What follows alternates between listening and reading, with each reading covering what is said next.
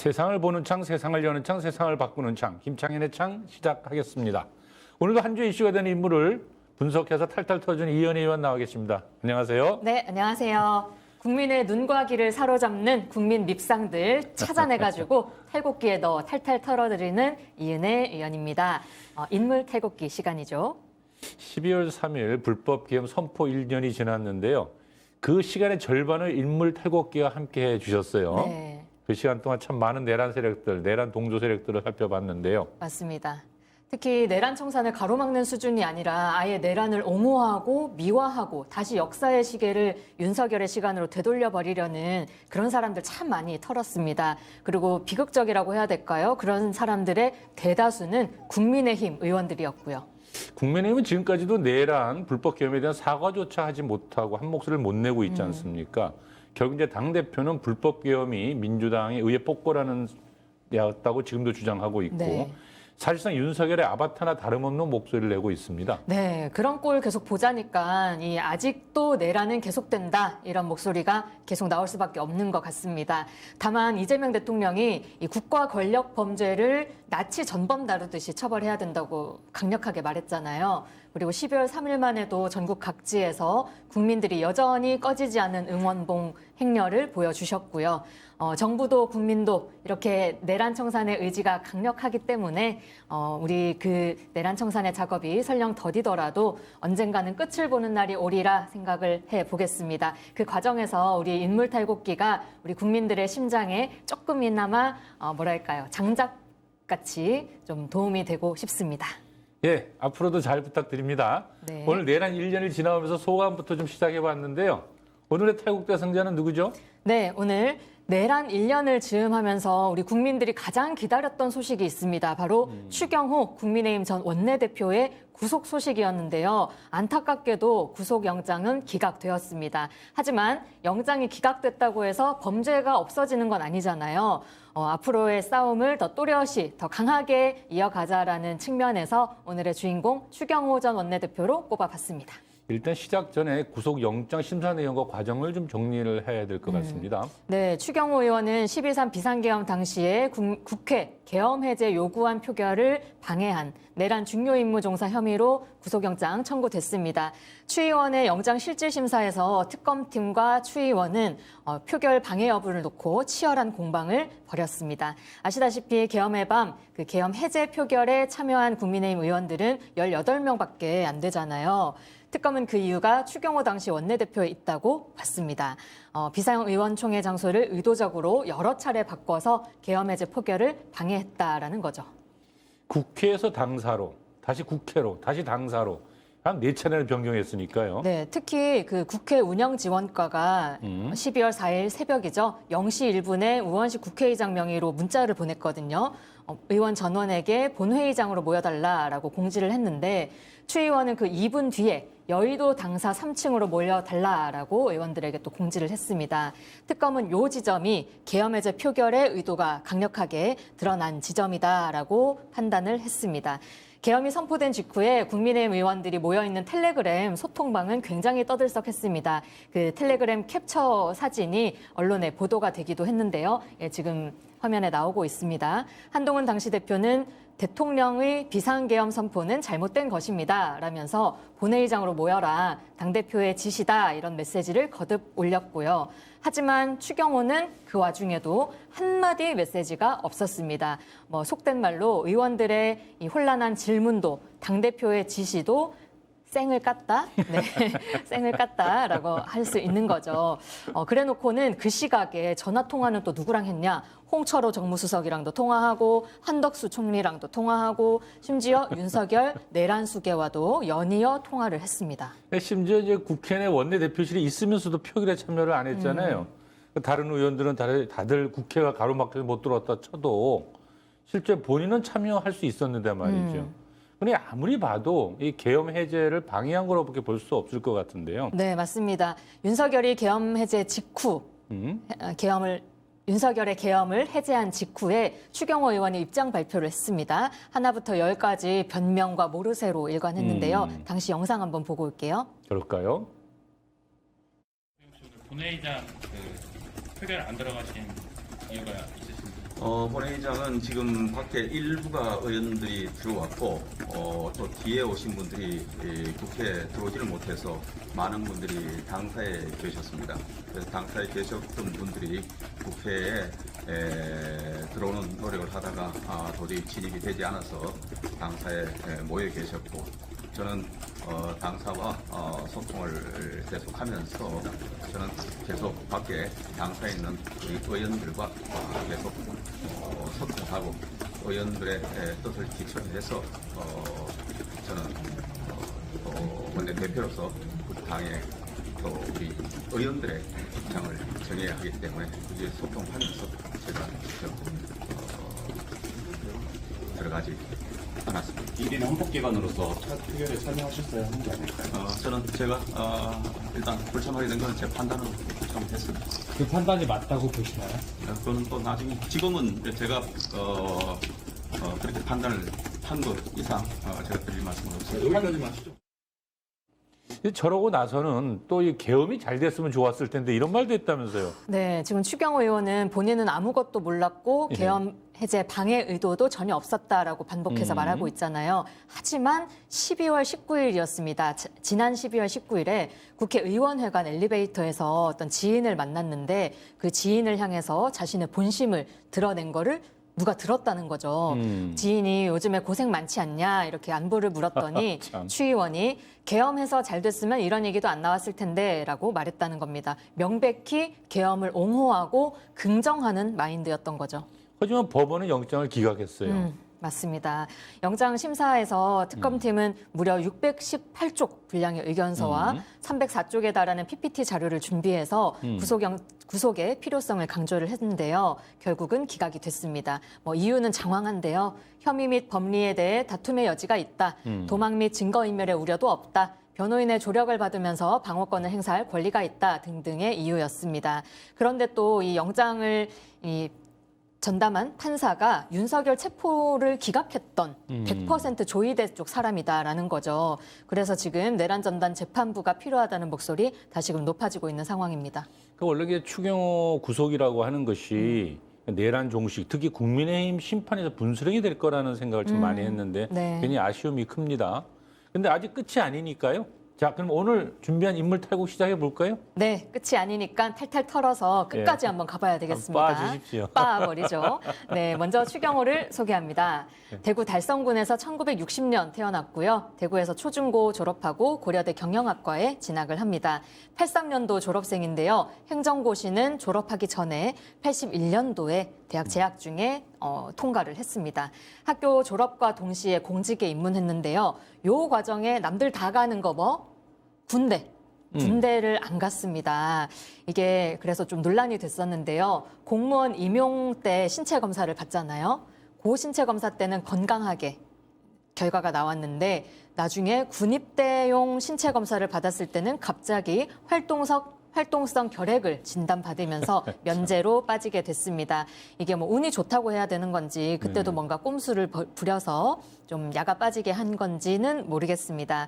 이 문제가 장관 인사청문회 때 거듭 도마에 오르긴 했는데 결국은 아무런 해명 없이 지나가게 됐습니다. 그런 분들 많잖아요. 평소에 멀쩡하다가 꼭 군대 갈 때 되면 부동시가 되기도 하고 어디 아프기도 하고 하는데요. 맞습니다. 아무튼 그래서 공무원 생활은 행복했답니까? 아우, 너무너무 소해피였습니다. 공무원인 추경호, 네. 1987년부터는 당시 실세 중에 실세부서로 불리던 경제기획원 경제기획국에서 일을 하게 되면서 승승장구하게 됩니다. 지금으로 치면 기재부인 거죠. 그러면서 공직생활 중에 미국의 오리건 대학에 유학도 다녀왔고요. 이후에 승진의 승진을 거듭하게 됩니다. 은행제도과장, 금융정책과장, 금융정책국장 거쳐서 이명박 정부에서는 경제금융비서관 겸 비상경제상황실장, 금융위원회 부위원장, 그리고 박근혜 정부에서는 기재부 제1차관, 국무조정실장까지 지냈습니다. 아까 83년부터 공무원을 83년부터 공무원을 했고 87년부터 경제 쪽에 일을 하게 됐다고 했잖아요. 예. 박근혜 퇴진 때까지만 계산해도 무려 30년을 예. 어이. 대한민국의 경제를 주무르는 경제 실세로 역할을 해왔다라고 할 수 있겠습니다. 한덕수 총리도 그렇고 아무튼 윤석열 정부 인사들을 보면 이 승진에 참 탁월한 재능이 있는 것 같아요. 네, 그래서 뭐 또 기름장어 같다고 해야 될지 예. 아니면 관운이 또 있다고 해야 될지 했지.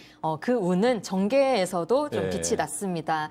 33년을 내리 지내온 공직 생활을 2016년에 국회의원 선거 출마하면서 이제 마무리를 하게 됐는데요. 20대 선거, 21대, 22대 총선 모두 대구 달성군에 공천되면서 압도적으로 당선이 됐습니다. 야, 그 유명한 대구 달성군이네요. 네, 다른 데도 아니고 대구 달성군. 네.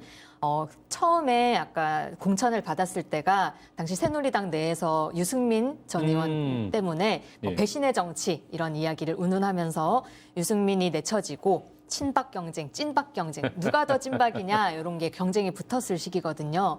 그때 박근혜의 원픽이 예. 바로 추경호였던 겁니다. 그 대구 달성군이 그 박근혜 지역구잖아요. 그렇죠. 그 예. 지역구를 물려준 거죠.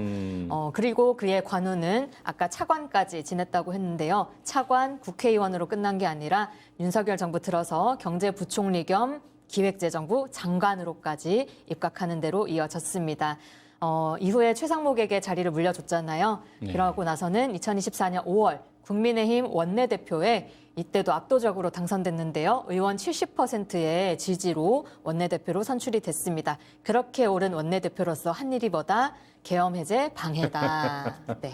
그러니까 보수 정권의 경제 관료, 또 내란 정당의 원내대표, 대구 경북의 대표적인 정치인. 야, 이 세 이력만 쫙 모아봐도 추경호의 그 인생 행보가 쫙 드러나는 것 같아요. 거기에 박근혜의 원픽까지.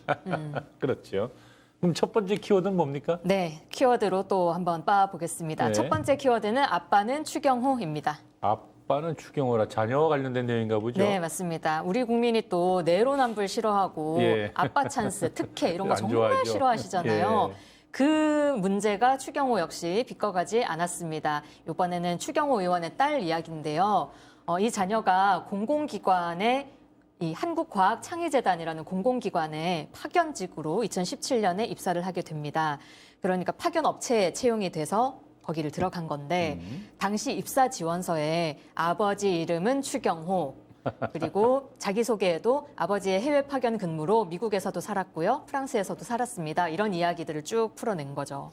은연중에 고위직 자녀다 이런 것도 드러내고 이름은 또 추경호 딱 집어넣고 누가 봐도 유추 가능하잖아요. 그렇게 그렇죠. 되면. 그렇죠. 그렇게 파견직으로 입사한 다음에 벌어진 일들을 보면 아 이게 정말 추경호 딸이니까 그랬나 보다 싶은 일들이 계속해서 벌어집니다. 1년 만에 아까 2017년에 입사했잖아요. 예. 1년 만에 파견 업체 소속에서 정규직이나 다름없는 무기계약직으로 전환이 됐습니다. 뭐 물론 비정규직은 철폐돼야 되고 좋은 일이지요. 하지만 딱 그 해에만 예. 무기계약직으로 대거 전환이 되고요. 전에도 후에도 없는 거죠. 그런 일들이. 그래서 이제 좀 특혜 아니냐라고 지적을 했더니 당시에 재단에서는 정부 방침대로 느렸을 뿐이다. 이렇게 해명을 하기는 했습니다. 하지만 하필 추경호 딸이 입사한 다음 해에만 대대적으로 전환이 됐다는 거 누가 봐도 좀 의심스러운 지점이고요. 그리고 뭐 운이 좋았나 보다라고 얘기하기에는 또 네. 역시 운이 아니구나 싶은 일이 있는데요. 그게 바로 무기계약직 전환할 때 시험을 봤다고 하거든요. 예. 그 시험의 채점 점수가 또 문제가 됩니다. 예. 필기 시험이 20점 만점인데 추경호에 따른 9점 몇 점을 받았거든요. 예. 그 같은 시험에 탈락한 사람들이 있을 거잖아요. 탈락한 사람들의 평균 필기 시험 점수가 10.7점이래요. 그러니까 그러니까 한마디로 50%를 못 넘겼네. 그러니까 그쵸. 20점 만점이면. 반타작도 못했는데 심지어 남들은 다 떨어졌는데 떨어진 사람들보다도 더 많이 안 좋은 안 좋은 점수인데. 점수인데도 딸이 붙은 겁니다. 그러니까 필기가 아닌 다른 시험, 그러니까 혹시 뭐 면접이나 뭐 이런 데서 점수를 많이 받았다 이렇게 봐야 되겠군요. 네, 맞습니다. 면접이 40점 만점이었는데 여기서는 34.56점. 그리고 조직평가라는 항목도 있었는데 여기서는 부서장, 뭐 단장 이런 사람들 그리고 같이 일하던 동료들이 채점을 하는 건데 여기서는 40점 만점에 36.83점 이렇게 받아서 낮은 필기 점수를 뒤집고 최종 합격을 하게 된 겁니다. 물론 정말 입담도 좋고 아는 게 면접을 많으셔가지고 잘하겠죠. 면접도 잘 보고 또 인덕이 훌륭해가지고 조직 내 평가가 네, 훌륭할 수도 좋고, 있습니다. 예. 하지만 과연 추경호 딸이라는 예. 그 배경이 1도 적용이 안 됐겠냐라고 물으면 아마 시청자분들 누구도 그렇진 않을 거다라고 답을 하실 것 같습니다. 그리고 이 외에도 또 논란이 하나가 더 있습니다. 이게 무기계약직이 되고 나니까 네. 하필이면 또 무기계약직 그 군만 연봉이 급상승한 겁니다. 얼마나 상승했냐를 보니까 4년 만에 36.4%가 넘게 인상이 됐습니다. 근데 또 같은 시기에 정규직 연봉도 오르긴 올랐을 거잖아요. 정규직 연봉은 1.75%만 올랐다는 거예요. 그러니까 무기계약직만 하필 36.4%를. 야. 말이 좀 안 되긴 하죠. 그러니까 우연과 우연이 여러 번 겹쳐지면 그 우연이 아니거든요. 필연인가요? 네. 그러니까 무기계약직과 정규직의 격차가 좁혀지는 것, 이건 상당히 우리가 늘 주장하는 바고 또 그렇게 돼야 되는 일인데 그게 너무 공교롭다는 거잖아요. 그쵸. 그죠? 근데 추경호 의원이 이제 공공기관 방만 운영을 누구보다도 굉장히 비판하던 사람이에요. 그래서 더 문제가 됐을 것 같은데요. 맞습니다. 관련해서 비판의 목소리가 더 거세졌는데요. 당시에 추경호 목소리 한번 들어보고 오겠습니다. 새 정부에서는 공공기관의 비효율과 방만 경영을 더 이상 용납하지 않겠습니다. 이렇게 말은 했지만 자신의 딸은 공공기관에서 연봉이 수직 상승을 한 거죠. 그래서 이 자료를 그 당시에 김두관 의원이 분석을 해서 문제제기를 했었거든요. 예. 김두관 의원 이렇게 말했습니다. 공공기관 파티가 끝났다더니 추경호는 가정 내에서 파티를 즐기고 있었냐. 파티의 주인공은 다름 아닌 추 부총리의 자녀였다라고 지적을 했습니다. 우리 정치가 무엇보다 이제 청년과 그리고 서민들한테 확신과 희망을 줘야 되는데 말이죠. 공직자의 내로남불이면 안 되는 거죠, 이거 정말. 맞습니다. 안 네. 됩니다. 그리고 특히 이 청년들이나 서민들에게 절망감을 안겨준 또 추경호의 발자취가 있습니다. 이번에 다음 키워드, 네 월급부터 깎아라입니다. 그건 누구한테 한 말이에요? 네, 누가 누구한테? 우리 국민들이 추경호한테 하는 말씀이겠죠. 아, 예. 네, 윤석열 정부, 추경호 당시 경제부총리가 역대급 발언을 해서 논란이 됐습니다. 예. 이것도 영상으로 좀 보고 올게요. 그럴까요? 예. 과도한 임금 인상은 고물가 상황을 심화시킬 뿐만 아니라 대기업과 중소기업의 임금 격차를 더욱 확대시키고 사회 갈등을 증폭시킬 우려도 있습니다. 근데 이제 이 과도한 임금 인상을 자제하라. 물가가 치솟는 책임을 정부에게 가지지 말고 직장인들에게 떠넘기겠다. 이런 신보 같은데요. 네, 또 그러니까 네 월급부터 깎아라 하는 소리가 나오는 거 아닙니까? 그렇죠. 솔직히 올려봤자 쥐꼬리만큼 올리는 게 정산데 예. 반대로 또 뭐 물가가 내려간다고 해서 추경호가 나서서 기업들에게 임금 올리라 이렇게 권장할 것도 아니잖아요. 네. 정부가 해야 할 역할은 하지 않은 채 애꿎은 임금 탓만 하니까 그 누가 잘한다고 박수를 쳤겠습니까? 그리고 저 시기가 물가 오르고 금리까지 오르면서 정말 대한민국 곳곳에서 곡소리가 나던 시기였습니다. 아이고 월급 빼고 다 오른다 이런 소리가 나올 텐데 한 나라의 경제 수장이 이런 말을 하니 당연히 국민들 속이 뒤집어졌죠. 그리고 또 하나만 더 짚고 싶은 게요. 추경호가 대기업 임금이 높아지면 중소기업과의 격차가 확대되니까 올리지 마라 이런 말 했잖아요.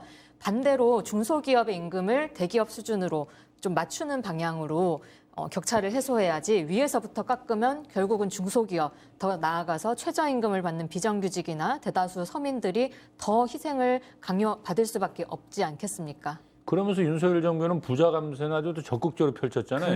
그랬죠. 사실상 임금 인상 자제 발언 역시 기업인들이 듣고 싶은 말을 추경호가 대신해 준 거 아니냐 이런 지적도 있었습니다.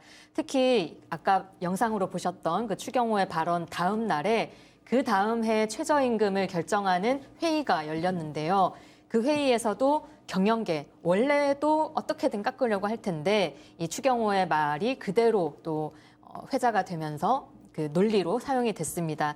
경영계에서 물가가 너무 높아서 임금을 올릴 수가 없다 이런 얘기를 계속 한 거죠. 그래서 노동계나 시민사회 단체에서도 결국은 추경호의 발언이 사용자 측, 경영계에 힘을 실어주는 게 아니냐 이런 지적도 나오게 됐습니다. 그러니까 그러고 보니까 참 잊고 있던 윤석열 정부 행태가 막 하나씩 떠오르는데요. 경제 폭망이었잖아요. 그러니까요.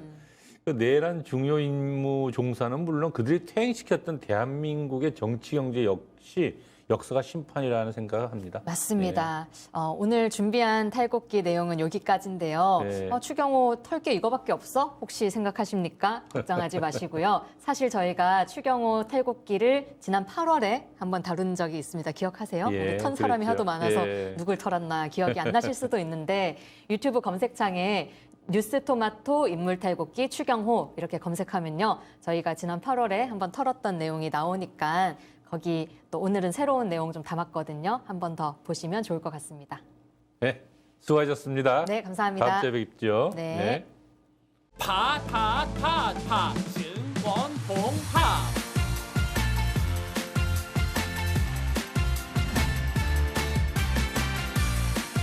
이제 저녁 8시 30분 퇴근 후 퀴즈 한판 혼자 하지 마세요. 같이 해요. 매일 저녁 8시 30분 많은 참여 바랍니다.